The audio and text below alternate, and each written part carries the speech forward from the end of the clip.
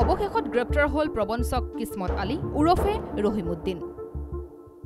আত্মগোপন কৰি থকা অৱস্থাত ৰৌতা আৰক্ষীয়ে অভিযান চলাই গ্ৰেপ্তাৰ কৰে প্ৰবঞ্চকগৰাকীক।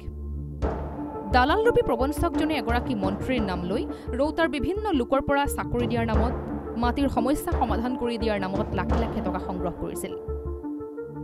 ৰৌতাৰ ঝাৰগড় ৰমেশ ডেকাক চাকৰিৰ ভুৱা নিযুক্তি পত্ৰৰে প্ৰায় ৫ লাখ টকা, মুছাৰফ হুছেইনৰ পৰা প্ৰায় ৪ লাখ টকা, ৰৌতাৰ মাধৱ গোহাঁই ৰফিকুল ইছলামৰ পৰা প্ৰায় ৪,৫০,০০০ টকা প্ৰবঞ্চকৰ দলে সৰকাইছিল।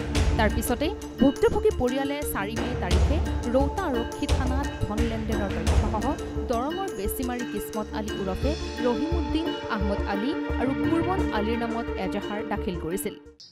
কিসমত আলী মোৰ পৰা ভুৱা এপইণ্টমেণ্ট দি পইচা লৈছিল। কিন্তু এজাহাৰ দাখিলৰ পিছতে প্ৰবঞ্চকৰ দলটো পলাতক অৱস্থাত আছিল।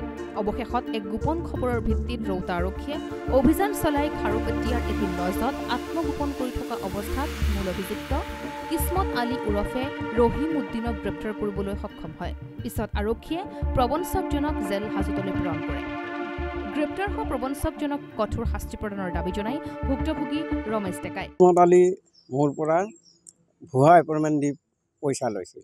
আজি তেওঁ এতিয়া চৰকাৰী আইন হিচাপত কি তেওঁক দিয়ে পানিছমেণ্ট, সেইটো তেওঁলোকে জানিব। আৰু শাস্তি মানে এতিয়া ধৰক কঠোৰ শাস্তি দিব লাগে। ইফালে আন দুগৰাকী প্ৰবঞ্চক এতিয়াও পলাতক অৱস্থাত আছে আৰু দুয়োগৰাকীকে অতি শীঘ্ৰে গ্ৰেপ্তাৰৰ আশ্বাস দিয়ে ৰৌতা আৰক্ষীয়ে।